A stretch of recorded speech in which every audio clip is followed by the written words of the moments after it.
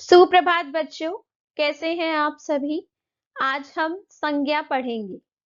संज्ञा का अर्थ, परिभाषा, भेद एवं उदाहरण हम सभी इस वीडियो के अंतर्गत जानेंगे। संज्ञा, सबसे पहले हम संज्ञा की परिभाषा जानेंगे। वह शब्द जो किसी व्यक्ति, वस्तु, स्थान या भाव आदि के नाम का बोध कराते हैं, संज्ञा कहलाते हैं। आप जानते हैं कि इस पूरी दुनिया में प्रत्येक चीज का कोई ना कोई नाम अवश्य होता है। बिना नाम के कोई शब्द होता ही नहीं है, कोई चीज होती ही नहीं है।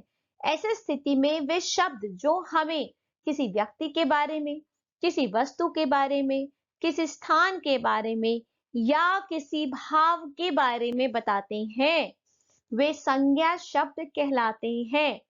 हमें प्रत्येक चीज की पहचान उसके नाम से होती है। नाम को ही संज्ञा कहा जाता है। जब हम बच्चों को बचपन में संज्ञा कराते हैं तो हम बोलते हैं नेमिंग वर्ड्स। नेमिंग वर्ड्स मतलब नाम वाले शब्द। तो ऐसे शब्द जो किसी का नाम है, किसी व्यक्ति का, वस्तु का, स्थान का या भाव का, वे सभी संज्ञा कहलाते हैं। संज्ञा को इंग्लिश में नाउन भी कहा जाता है।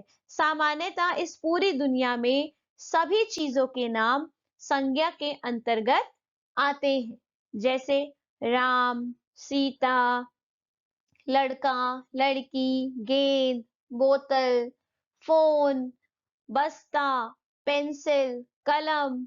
ये सभी शब्द आप देखेंगे कि ये सभी शब्द हमारे संज्ञा शब्द हैं। इसके कुछ उदाहरण आपके सामने प्रस्तुत हैं। ध्यान से देखिए। व्यक्ति, व्यक्ति में किसी भी व्यक्ति का नाम आप ले सकते हैं, जिसमें आपका और मेरा नाम भी आ सकता है। अमन, गीता, महात्मा गांधी, श्री नरेंद्र मोदी इत्यादि और भी नाम इसमें आ सकते हैं। उसके अलावा स्थान, आप रहते कहाँ हैं, कौन से शहर में रहते हैं, ये सब भी आपके इसी के अंतर्गत आ जाएंगे। दिल्ली, आगरा, मुंबई, कुतुब मीनार इत्यादि। और वस्तुओं के नाम, देखिए हम अपने जीवन में बहुत सारी चीजों का प्रयोग करते हैं और प्रत्येक वस्तु का कोई ना कोई नाम अवश्य होता है। तो उन वस्तुओं के नाम भी इसके अंतर्गत आ जाएंगे। ठीक है, आगे देखिए। भाव, भाव के नाम, प्रेम, दुख, ईर्ष्या, खुशी, ये सभी भाव हैं, हमारी भावनाएं हैं जो नजर नहीं आती लेकिन हम महसूस करते हैं। परंतु प्रत्येक भाव का कोई ना कोई नाम है, इसीलिए यह भी संज्ञा के अंतर्गत ही आते हैं। गुण, प्रत्येक व्यक्ति में कोई ना कोई गुण अवश्य होता है। सुंदरता, बुद्धिमानी, साहसी, धैर्य इत्यादि, ये सभी आपके संज्ञा के उदाहरण हैं। अब हम संज्ञा के भेद जानेंगे। संज्ञा के कितने भेद होते हैं? सामान्यतः संज्ञा के 3 भेद होते हैं। व्यक्तिवाचक संज्ञा, जातिवाचक संज्ञा और भाववाचक संज्ञा। लेकिन जातिवाचक संज्ञा को हम 2 भागों में बांटते हैं। वो कौन से भेद हैं, हम उनके बारे में जानते हैं। आपके सामने संज्ञा के भेद प्रस्तुत है। मूलतः संज्ञा के 3 भेद होते हैं, व्यक्तिवाचक, जातिवाचक और भाववाचक। लेकिन आप देखेंगे कहीं कहीं गूगल पर आपको 5 भेद भी नजर आते हैं। लेकिन जिन 2 अन्य भेदों की बात की जाती है, वो 2 अन्य भेद सामान्यतः हम जातिवाचक संज्ञा के अंतर्गत ही गिनते हैं, उन्हें हम अलग से नहीं गिनते। तो इस प्रकार हम मूलतः संज्ञा के 3 भेद ही स्वीकार करते हैं, व्यक्तिवाचक, जातिवाचक और भाववाचक। तो सबसे पहले हम व्यक्तिवाचक संज्ञा का वर्णन करेंगे। सबसे पहले हम व्यक्तिवाचक संज्ञा पढ़ेंगे।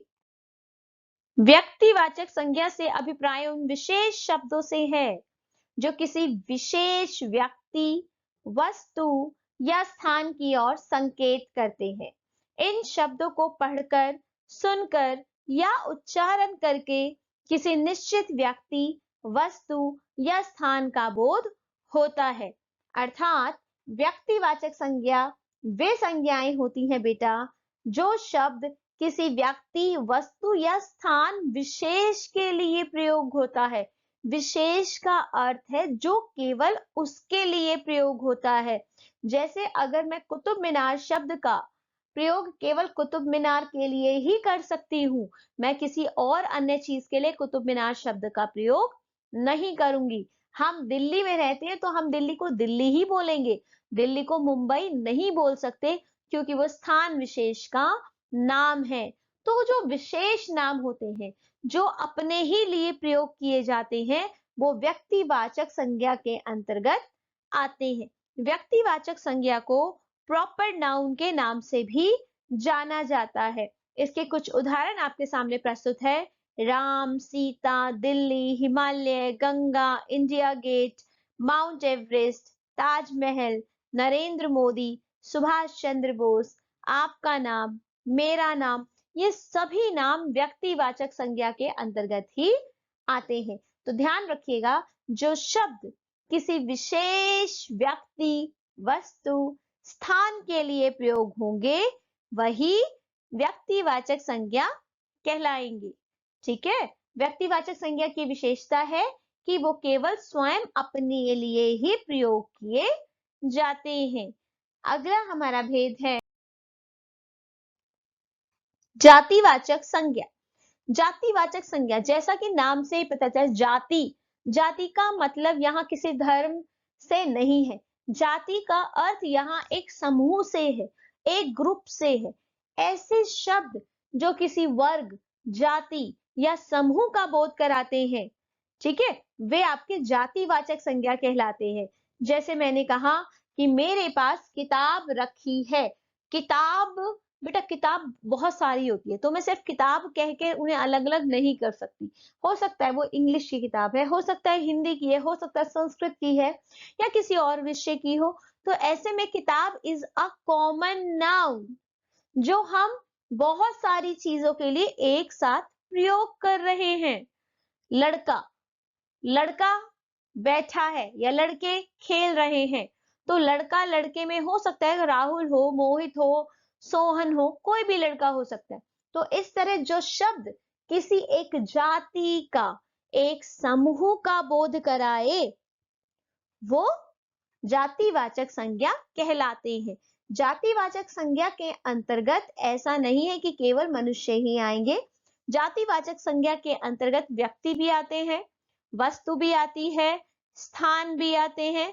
जैसे मैंने कहा कि वो शहर बहुत अच्छा है। शहर जो शब्द है उसमें केवल एक ही शहर नहीं आएगा, उसमें जितनी भी सिटीज हैं वो सब इंक्लूड हो जाएंगी।